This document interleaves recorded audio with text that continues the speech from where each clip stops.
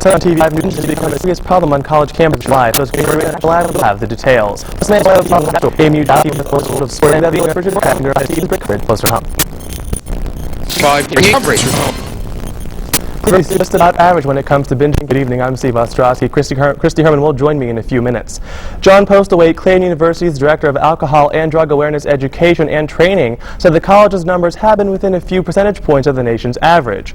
Postlewaite says that CU students learn to binge before they learn to be social drinkers. He believes the problem is that the universities are sent students who already know how to drink. It's just amplified by little or no parental supervision. According to a Harvard University study, 2 in every 5 students are binge drinkers, while 1 in 5 are frequent binge drinkers. Binge drinking is defined as having 4 drinks in a row for women and 5 for men. Frequent binge drinkers say they had binged 3 or more times in 2 weeks. Mother Nature's latest winter storm kept residents with one eye to the skies and another on roadways. How well was PennDOT prepared for the winter weather? Marcus Batakis has this report.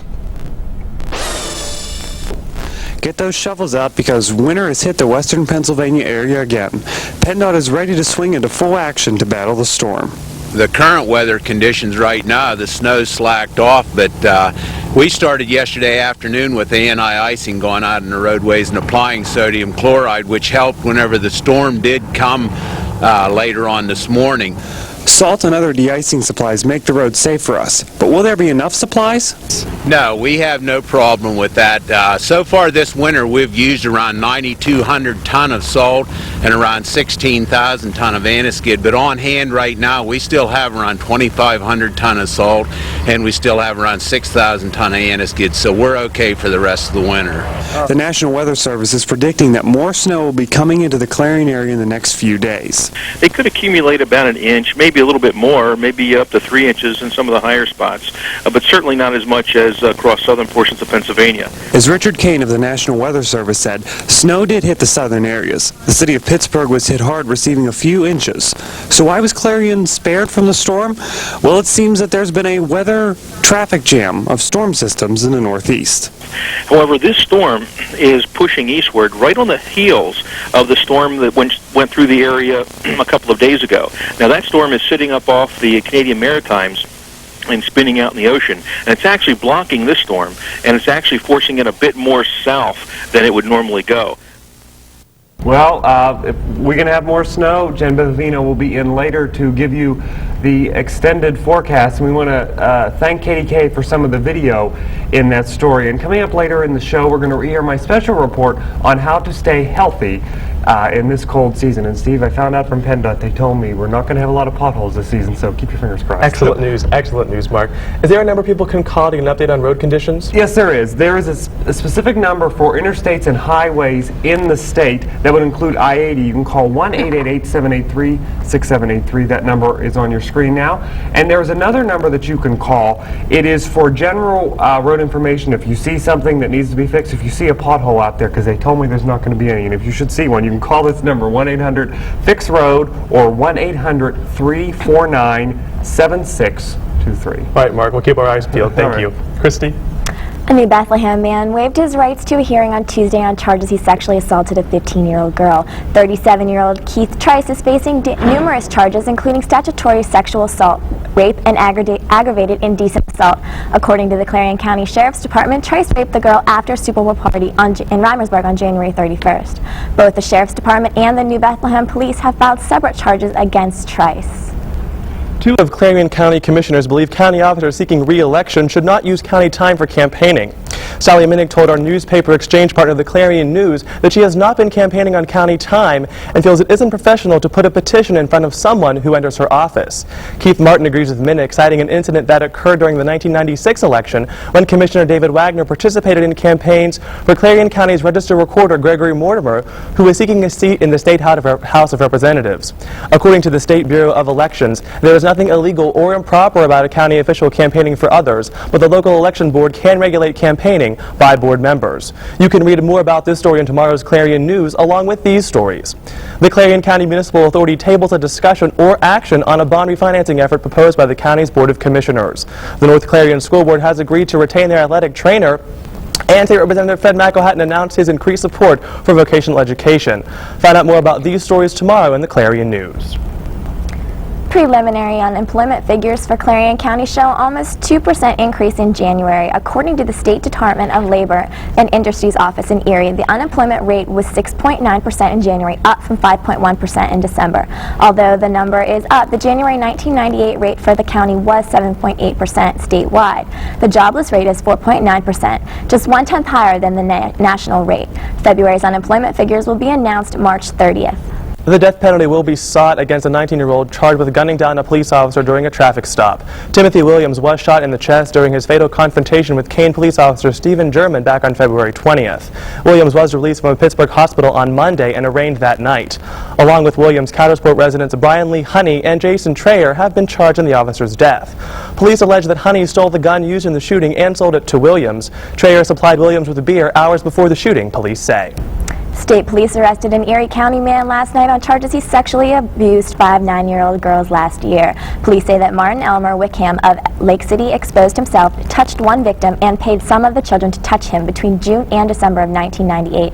The victims knew Wickham through family members. He is in the Erie County Prison on a $20,000 cash bond awaiting preliminary hearing March 18th. The hearing continued today for the 15-year-old accused of gunning down a teacher in Edinburgh last year. An Erie County judge is trying to decide whether Andrew Wurst should be tried as an adult or a juvenile. A defense psychiatrist testified that Wurst should be tried as a juvenile because he would not get good treatment in an adult facility. According to a spokesman for the State Department of Corrections, if Wurst is convicted as an adult, he would go to a special prison unit for felons up to age 21 who committed serious crimes.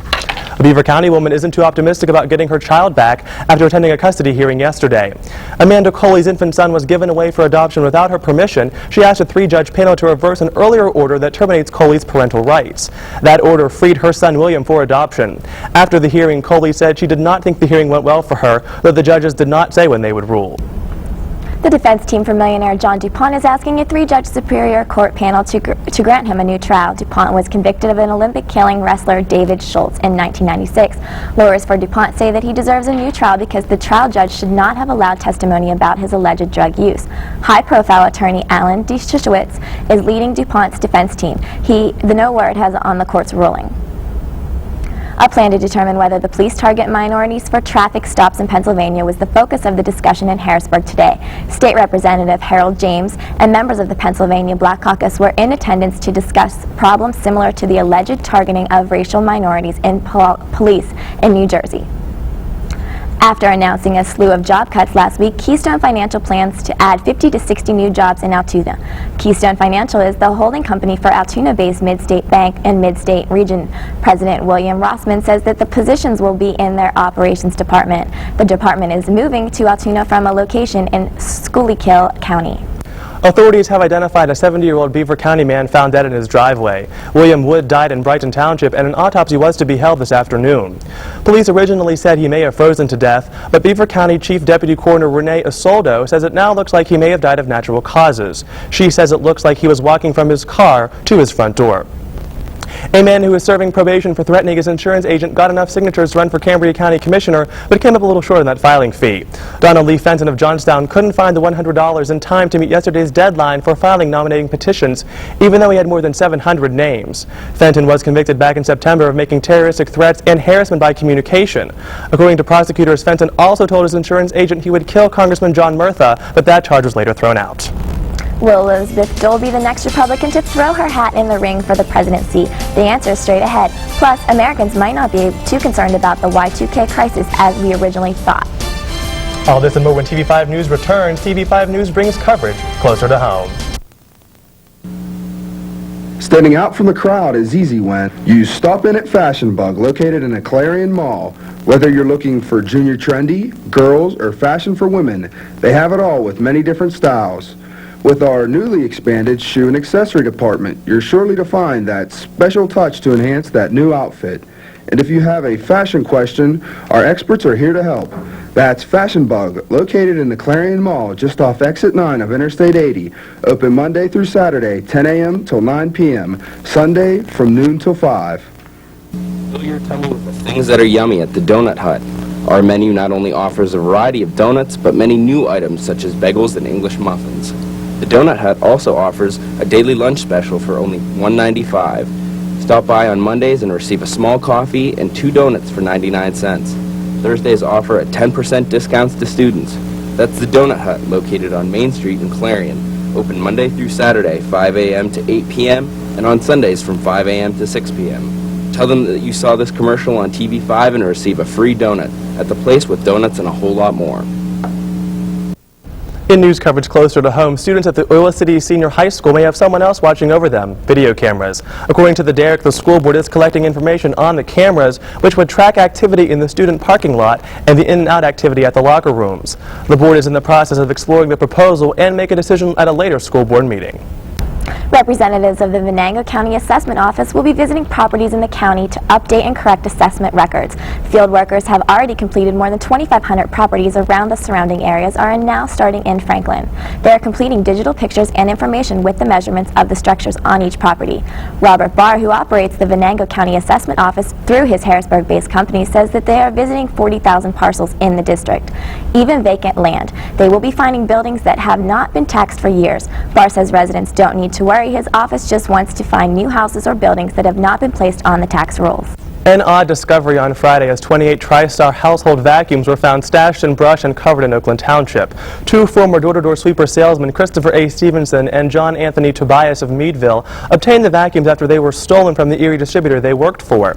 They then stashed them in the woods for safekeeping. The men posed as agents for the company on Monday and made several calls that were traced through caller ID. KVE Incorporated confirmed that the sweepers sell for about a retail of about $1,900. The total for the stolen appliances came to over $51,000. In news across the nation, it appears that the Y2K may not be keeping people awake at night. A recently released survey says that more people know about the year 2000 computer problem and are less fearful as they go.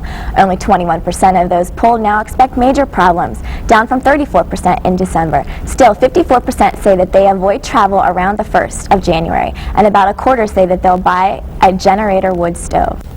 The New York City police arrested a dozen people when they blocked the entrance to police headquarters. Black activist Al Sharpton says the protest against police brutality is only the beginning. Sharpton says it will be a daily occurrence. The protests are meant to stain the image of the city.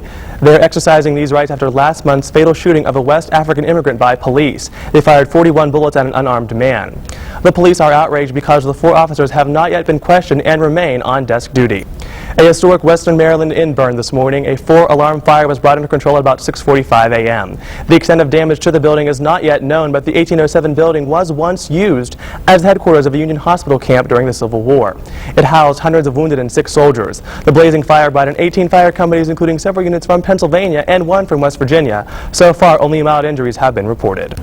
Elizabeth Dole is taking a formal first step towards the run for presidency today. Mrs. Dole announced that she is forming an exploratory committee for the 2000 Republican presidential nomination. She made the announcement at a rally in Des Moines, Iowa, before some 400 cheering supporters. Dole says it's time for leaders to call America to her better nature. The poll so far says that Mrs. Dole and Texas Governor George W. Bush are far ahead of lesser-known potential GOP rivals. Dole says that she wants to renew faith in the goodness of the nation, which she says is now buried beneath a thickening layer of skepticism and doubt. She avoids lashing out at possible opponent stands and instead criticizes the negative aspects of politics. Dole says she is not a politician, adding that she must be a plus today. An extinct fish is said to be back from the dead in California. Biologists think the southern steelhead trout has turned up into San Diego County Creek. 2 years ago, the species of coastal rainbow trout was said to be extinct south of northern Los Angeles County. The species is still one of the most endangered fish in the country, but it still can now be found about 100 miles south of that area. Experts believe that fewer than 500 of the fish remain south of San Luis Obispo. A joke about the Texas dragging death case of a high school basketball coach in Tennessee is in lots of trouble. Officials report that John Decker held up a chain to one of his black students and asked if he wanted to go for a ride. Decker explains that it was all just a misunderstanding and apologized for the incident. Hendersonville school officials didn't see it the same way and suspended Decker for 3 days without pay. House members are hearing testimony for the right of airline passengers to their own Bill of Rights. Passengers riding the Friendly Skies logged 9,600 service complaints with the department last year. This is 25% more than the year before. David Stempler of the Air Travelers Association says that many travelers want more than anything else is low fares. If you change things too much, he says, airfare might go up and not all passengers want or need that. An Oregon high schooler was on trial today in a case that's literally shocking. The 16-year-old boy is accused of tampering with a light switch to give his schoolworker a jolt. The worker touched the switch in the boy's bathroom and got a 277-volt shock. That's more than double the voltage in a typical household wall outlet. The teen is charged with assault and criminal mischief. For only the third time in its 96-year history, Crayola will be changing the name of a crayon. Indian Red will be renamed because the teachers complained that students thought it was related to Native Americans, the company said. Suggestions for the new name are being accepted for the next 3 months, and then the renamed crayon will be unveiled on July 31st. According to Crayola, the crayon's Indian Red name was based on a reddish-brown pigment commonly found near India. In world news, Monica Lewinsky is being asked to stay out of Romania. The former White House intern is not being asked into Romania for the promotion tour of her new book. One lawmaker is even asking Romania's foreign ministry to ban Lewinsky from entering the country. He feels that she is a deteriorated model of American life. Meanwhile, day 3 of the Lewinsky Roadshow in Britain brought another packed bookstore signing in London's financial district. She also conducted another broadcast interview with the BBC radio. In the program, Lewinsky discussed how President Clinton is attractive to women. She mentioned what she described as his powerful animalistic stare. And she talked about how hard it was for her to adjust to the intense public spotlight. Still, Lewinsky is continuing the publicity tour to help her sell the book about her affair with the president. She told one newspaper the hectic pace is giving her a taste of what Clinton's schedule must be like. She says she now understands why he didn't call her more often. Japan has decided... Coming up, Jen Bevavino will tell us if the snow will continue. She'll have your TV5 weather forecast for the rest of the week. And Amy Jadowski will take a look into the world of sports. All this and more when we return. TV5 News brings coverage closer to home. If you're tired of those boring Saturday nights, then head on down to the Bowl Arena, where we have Rock and Bowl every Friday from 9:30 to 12:30 and Saturday from 11 to 2. And if bowling's not for you, then head on over to our game room with 8 pool tables and an extensive selection of arcade games. The Bowl Arena is also a fun place for birthdays with bumper bowling for kids and league play for adults. That's the Bowl Arena, located just 1 mile east of Clarion on Route 322. Phone 764-3471. Opens daily at noon. At the Carpet Barn, we love it when people walk all over us because we know our carpet is designed not just for style and color, but to stand up to the toughest traffic. It's soft enough for the baby to crawl on, yet stain-resistant enough for the pets to run on. And its beauty will last for years. So for the walk of your life, come to the Carpet Barn. We have your best interests underfoot. This week's chilly temperatures aren't easy on the body, and Mark Despotakis has these tips to stay warm. As the temperatures cool down, the colder they get, the more the blood will constrict. The blood vessels will constrict to save the heat for the inner organ. Clarion Hospital's Randy Bowser made the point that if you're going outside, make sure you bundle up. I would recommend dressing in layers as much as possible. Of course, the outer layers, the scarves, the tassel hats or some form of a hat, gloves, and coats. Wearing a sweater, that way if you happen to go into a classroom that's a little warmer, you could remove the sweater, maybe extra clothing if needed. People are being smart and aren't venturing out on... Brianna and Rochelle and Aaron, it strikes me just sitting up here that these people... Jen Bevavino is in the TV5 Weather Center, and she has a complete look at your local forecast. Jen? Taking a brief look at Clarion's current and extended weather conditions. Today was a gorgeous day outside, a bit on the chilly side, but still very warm. The sun shone through all those clouds, taking a bit of the edge off of the flurries that we've had this past week. Taking a look at our satellite image, you'll notice that the flurries of this past week have moved easterly across the state and are now pushing into the ocean. Hopefully we won't see any more flurries for this past spring. Taking a look at our highs for today, you'll notice that we are in the 30s. Today we had a high of 32. Hopefully later in the week we'll be seeing a high in the upper to mid 40s. I'm taking a look at our 4-day forecast. You'll notice on Thursday, we'll be seeing some clouds with a high of 38 with a low of 20. On Friday, we'll be partly sunny with a high of 39, a low of 24. For Saturday, partly sunny once again, a few clouds with a high of 44 and a low of 25. And for Sunday, once again, looking very nice with a high of 40 and a low of 20. Let's look at Clarion's extended and current weather conditions. Back to you, Christine and Steve. Thanks, Jen. The Dalai Lama in India expressed some harsh words today. He exclaimed that China doesn't have political will to seek a compromise on an autonomy for his homeland, which it ruled for the last 4 decades. He told some 4,000 Tibetans and international observers that China's oppression of his people is growing. He expressed these thoughts on his 40th anniversary of his people's exile from Tibet. A restaurant salad bar could be the source of an E. coli outbreak in Nebraska. State health officials say they've traced the bacteria that sickened 10 people to contaminated lettuce at the Golden Corral in Kearney. At least 8 more cases could be linked to the restaurant. The president of Golden Corral's parent company says it's cooperating with the health department. 5 people were hospitalized, including an elderly woman and a little boy, but no one was critically ill. In severe cases, E. coli can cause death. After the break, Joyce Drain will give us the latest talk in Tinseltown with tonight's entertainment beat. And Amy Jadowski has your sports report. TV5 News brings coverage closer to home. Television at 8. Tune in for the latest in regional, state, and national news. Plus, with our newspaper exchange partner, the Clarion News, teaming up to bring coverage closer to home every Tuesday and Wednesday at 8 p.m. Clarion's only live local newscast on television at 8 is here on TV5. Good evening. I'm Amy Jadowski with TV5 Sports. Pirates owner Kevin McClatchy is having a tough time trying to get right fielder Jose Guillen back on the team and back into America.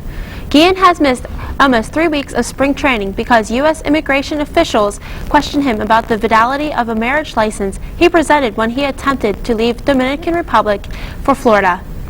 After an investigation, officials refused to reinstate Guillen's visa.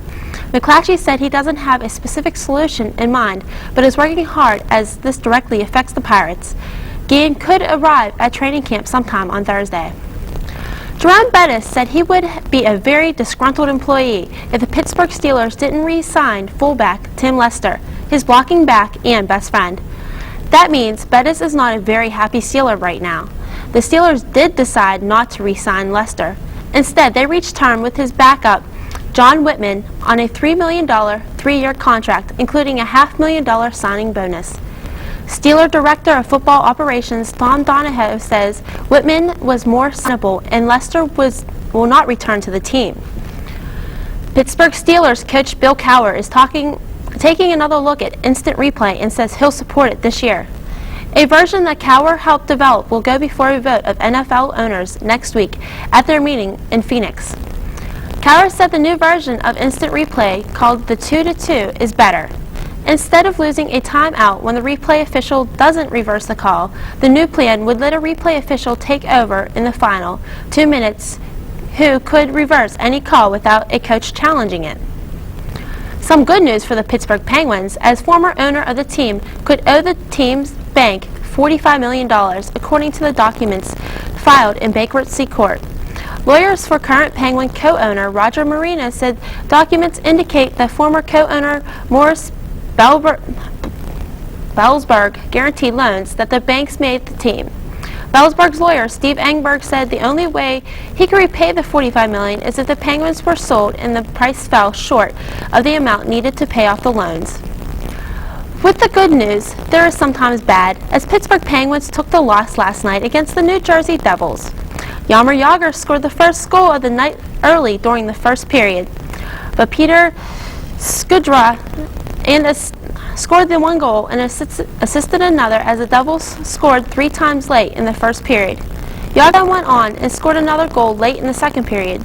Goalie Martin Brodeur blocked the final 2 shots the Pens had on the Devils during the third period, ending the game with a final score of New Jersey Devils 3 and Pittsburgh Penguins 2.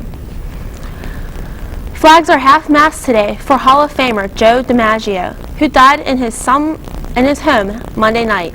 The 84-year-old had a record of memories. He was one of the best hitters and defensive players that ever played baseball. In his 13 seasons, the Yankees won 10 pennants in 9 World Series with their leader and key player. The funeral is arranged for Thursday at St. Peter and Paul Church in San Francisco, and only relatives and close friends may attend. There will be other memorial services across the country at Yankee Stadium in Memorial Park. Also, there are plans to erect a monument next to the one for Babe Ruth. New York Yankees are also happy to hear that Darryl Strawberry will be back in the game this year. He underwent colon cancer surgery last year, which delayed his playing time. He restarted his running program on Friday and batting practice last month, which will allow him to return as Yankees designated hitter 1 week earlier than expected. Joy Strain is here with the Entertainment Update. Joy, what's the latest? A different kind of war now. The Advertising War, and its opponent, Shakespeare in Love. With Oscar nominations nipping at both of their heels, Miramax and DreamWorks are fighting for the same spots. Miramax Film, a unit of Walt Disney, has spent more than $15 million in advertising on Shakespeare, the leader in Oscar nominations. This has led DreamWorks Studio to increase their promotions for Saving Private Ryan. Some insiders claim that the increase in ad promotions is aimed at the 5,500 voters, and others say that it's just a smart move by Miramax to promote the movie while it is still hot. Steven Spielberg has little to say about the competition, but he did tell reporters at an Oscar nominee luncheon, quote, "I believe I have to take the high road when it comes to competition. I have to wake up in the morning and respect myself." Miramax and DreamWorks both declined to comment on dueling, which leaves Hollywood with war they've never experienced before. And after Tom Cruise was flown halfway around the world to begin shooting his new movie, Mission Impossible 2, he found that most of the crew had been sent home. This was due to the fact the March 20th start date has been postponed indefinitely. Paramount, which is financing the film, discussed the reason for the delay. They do, however, insist the movie is moving ahead and will begin filming the end of March or beginning of April. A spokeswoman did quote for New South Wales State, quote, "From what we understand, the film's script is being reworked, and the production side has therefore gotten ahead of the script." Paramount is going to proceed with the film regardless of what rumors may be on the internet, so it's been pushed back a few weeks. According to Reuters, an arrest warrant was issued yesterday for a Chicago area woman accused of stalking Dennis Rodman and threatening to kill 3 of his publicists. 36-year-old Marie Bogoszewski allegedly made numerous phone calls and endless email messages to the Newport Beach, California offices of Rodman's agents in hopes to get a date with the NBA superstar. When Rodman's agent, Dwight Manley, and 2 of his assistants refused to forward her messages to Rodman, she threatened to kill all 3 of them. A DA in Orange County said the phone calls were so constant and so disruptive that regular business could not be carried on. America Online shut off her account. Bogoszewski was convicted in Illinois in 1988 of stalking and is awaiting another trial in Illinois on counts of aggravated assault and terroristic threats. She apparently has been infatuated with Rodman since he played for the Chicago Bulls. And finally, I would like to give out a big happy birthday shout-out to Barbie. The busty blonde bombshell with a tiny waist and long plastic legs turned 40 yesterday. The doll's maker brought the doll's creator, Ruth Handler, along with a 50-foot Barbie model to the New York Stock Exchange to ring the opening bell. The 11.5-inch tall Barbie, now marketed in more than 140 countries, was honored later at a party at a New York toy store. The celebration was attended by Barbie fans young and old and Barbie collectors. Considering that Barbie was introduced in a zebra-striped bathing suit in 1959, she has come a long way, being outfitted now with designers such as Christian Dior, Donna Karan, and Ralph Lauren. With 100 new outfits a year, a gorgeous boyfriend Ken, and more than 1 billion pairs of shoes, Barbie remains one of the most popular and well-dressed women in the world. And not even a sign of any gray hair yet. That's all the talk for Tinseltown this week. Be sure to join me again next Wednesday for the latest in entertainment news. For Entertainment Beat, I'm Joy Strain, TV5 News. Thanks, Joy. Now let's check in with Jen Medavina for one weather forecast. Taking a brief look once again at tonight and tomorrow's weather. Tonight will be cloudy with a low of 15. Tomorrow's weather will be mostly cloudy with a high of 30. Thanks. Back to you, Christy and Steve. Thanks, Jen. Thanks for tuning in for tonight's coverage of TV5 News. Join us on Tuesday with Christy DeZort and Dave Marsh. I'm Christy Herman. For Amy Ujadowski, Jen Medavina, and the entire TV5 News team, I'm Steve Ostrowski. Have a good night.